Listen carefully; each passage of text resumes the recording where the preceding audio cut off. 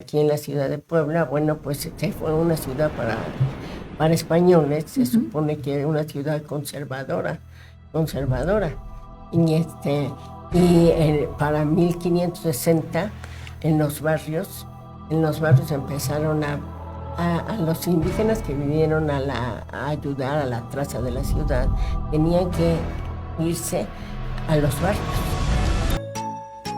Bienvenidos a su programa de Conexión en Línea, Unión Campesina. Y los barrios estaban divididos, la ciudad estaba dividida por el río de San Francisco, el río Almoloya, y hacia el oriente debían de vivir los indígenas que vinieron a la construcción o al trazo de la ciudad. Y vivían en la periferia, digamos, del centro histórico, en la periferia. Después el río de San Francisco, en el oriente. Y más allá, por el norte, por el nororiente, había los arrabales que eran para gente más pobre y, o sea, digamos, para que las razas. Para las castas. O sea, digamos que los que vivían en un barrio eran como más de élite. O sea, como gente, pues no, o sea, eran mestizos, digamos. En el centro los españoles y criollos. Ajá. En la periferia los mestizos, y más allá de la periferia, en los arrabales, las castas. Las castas como negros, estos no te entiendo. ¿Cuáles eran los? Porque ya no se entendían. Ya no se entendían. Africanos. El salta para atrás, o sea, eso de salta para atrás es como un retroceso, ¿o qué? Sí, salta para atrás. ¿Cuáles eran los? Ya eran los peores, digamos. La combinación entre negro e indígena. Eran las castas, combinación entre negro e indígena y mestizo y todo eso. Y ya vivían en Xonaca y en Xanenetla, eran los arrabales aquí en Puebla. Y así me imagino que en todas las ciudades, ¿verdad? Porque principalmente las ciudades que surgieron en el siglo XVI, como si hubo varias, como Zacatecas, Guanajuato, Querétaro. En Michoacán también, ¿no? Páscuaro, Michoacán, sí, Gertrudis Bocanegra. Pero estas, bueno, de las por que ejemplo, participaron, las del ¿no? centro, fueron ciudades que surgieron como ciudades mineras. Por ejemplo, Hidalgo, Guanajuato, Querétaro, Zacatecas, las que están en el centro. Y algunas más, bueno, ya sabemos que se tuvo dividida después la República en porciones estados que no son como ahora, ¿no? Audiencias que no son como los que tenemos ahora. Incluso Puebla pertenecía hacia el norte, había mar, y hacia el sur había mar con Veracruz, y hacia el sur con Guerrero. Y sí, en esa zona de Guerrero es en donde se establecieron muchos negros de África. Guerrero y Veracruz. Las costas. Las costas. Sí. Y ahora yo vi que en los censos que estuvieron haciendo ya le dieron importancia a los afromexicanos, cosa que antes no estaban totalmente fuera de la estructura socioeconómica de México, ¿no? Bueno, siquiera ya, y le han dado importancia también en este último gobierno, a las costumbres de los pueblos, que son muchos, y a los dialectos y lenguas que se utilizan en todo el país, ¿no? Por lo menos ya hay algo de eso, ¿no? ¿No fue complicado, por ejemplo, durante el tiempo de la Guerra de Independencia, el ponerse de acuerdo? Porque, bueno, si forma de gobierno. En forma de gobierno, y aparte, si eran diferentes castas y de distintos orígenes, supongo que no todos hablaban español, hablaban diferentes lenguas. Sí. Y los africanos no sé. ¿Y cómo se pusieron de acuerdo sobre cuál iba a ser la forma de gobierno? Ahí hubo otros problemas, ¿no? ¿Qué forma de gobierno iban? Si iban a seguir dependiendo de España, como virreinato que era, o si iban a ser una república independiente, y ahí tenemos también, o un imperio. Y entonces el primer emperador que vino fue Agustín de Iturbide, bueno, que hubo acá en México, Agustín de Iturbide. Que fue quien consumó la independencia, sí, el 27 de exactamente, septiembre de 1821. Él y Vicente Guerrero se pusieron de acuerdo y dicen que el abrazo de Acatempan, todo lo que nos enseñan en la escuela primaria, ¿no? El abrazo de Acatempan el 27 de septiembre, y con eso se sella la lucha por la independencia de México. O el plan de la Profesa, que también ahí entran españoles y pues los conservadores, que admitieron al fin que sí se independizara México de España. Pero volvamos con las mujeres y vamos a hablar de dos mujeres que tuvieron una gran importancia en la lucha por la independencia. Una de ellas, bueno, aparte de doña Josefa Ortiz de Domínguez, que fue la principal, ¿verdad? Que fue la que casi tocó la puerta, eso es lo que nos dicen desde la primaria, tocó la puerta para que se supieran que ya los habían descubierto. Y otra de ellas es Leona Vicario. Su nombre correcto es Soledad Leona Camila Vicario Fernández de San Salvador, todo ese nombre. Ella es considerada una heroína de la independencia y me parece que el año pasado le dedicaron algún reconocimiento de parte del gobierno el año pasado. Es considerada una heroína de la independencia y una de las primeras mujeres periodistas de México.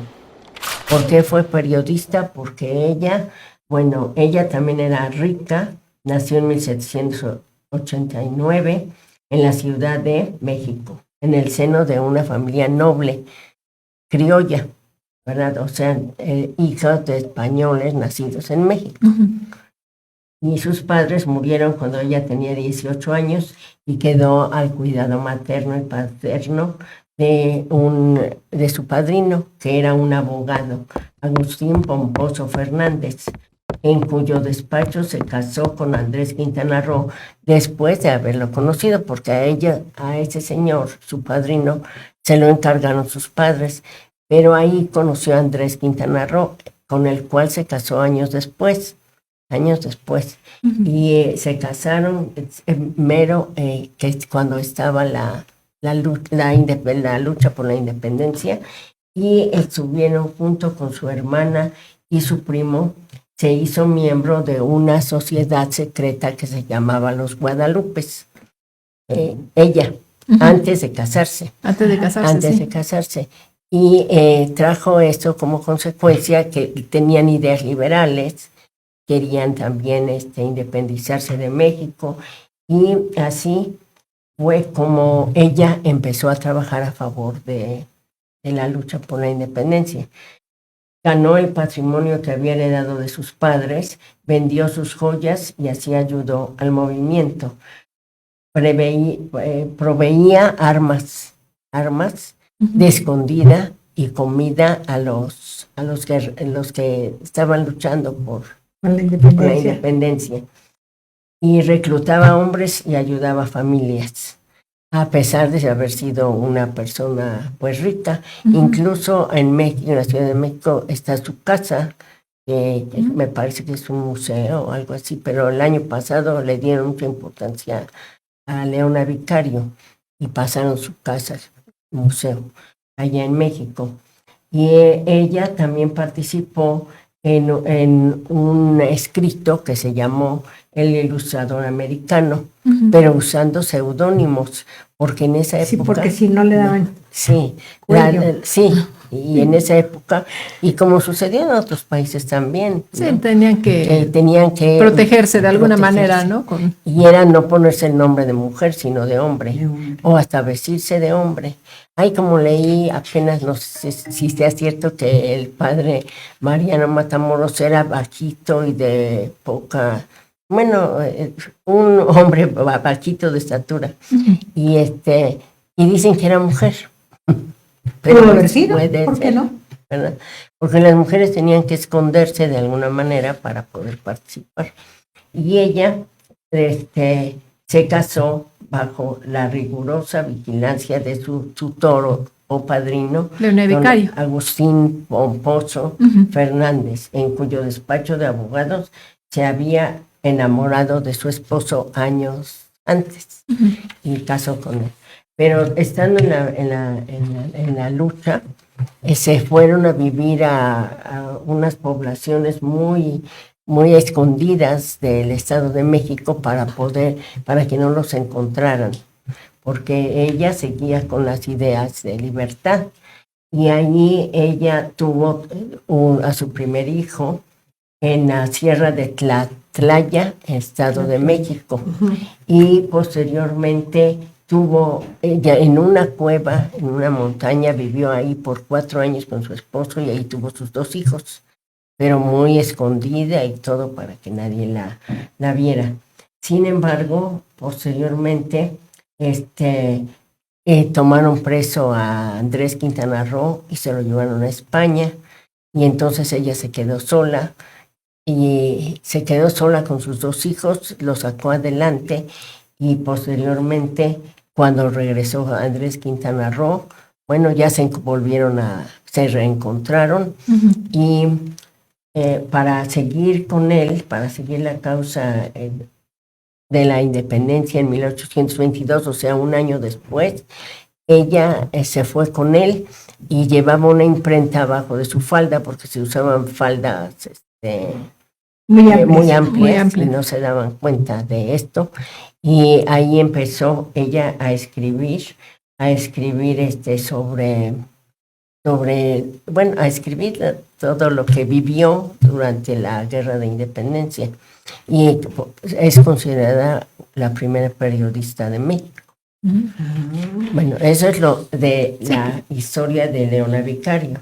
Y otro personaje importante, otra mujer importante también, que era también burguesa de dinero, nació en Pátzcuaro en 1765, fue hija de español y criolla, y también con ideas liberales, y en un periodo en el que había una gran diferenciación de clases sociales, como ya mencionamos, y llena de contrastes, vivió antagonismos y racismo y esclavitud.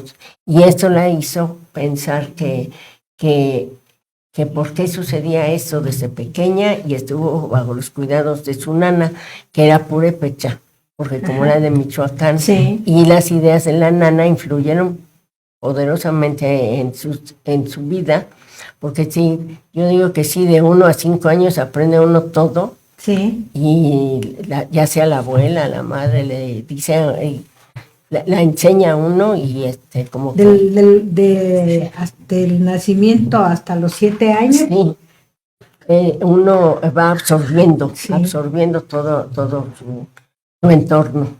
Y entonces ahí ella aprendió la lengua purépecha de su nana, y la nana le platicaba que los indígenas estaban sometidos y toda la realidad tal como era, y por eso fue que influyó poderosamente en las ideas de Gertrudis Bocanegra. Y como decíamos, el 17.5% estaba formado por peninsulares, que eran los españoles, y criollos. Sus descendientes eran los habitantes de las ciudades. El grupo peninsular eran pocos, los criollos, sus descendientes eran los burócratas, los que ocupaban los lugares en el gobierno y todo. Y ella se daba cuenta de todo esto. El 5% de personas, de niños, asistía a las escuelas, y por lo tanto, pues la mayoría de la población era analfabeta. Así que los pocos que iban a las escuelas y tenían una mejor enseñanza eran los criollos, pero el 60% eran indígenas, mantenían sus estructuras corporativas del pequeño grupo de nobles indígenas. A los nobles indígenas les dieron también algunos los llevaron a España incluso.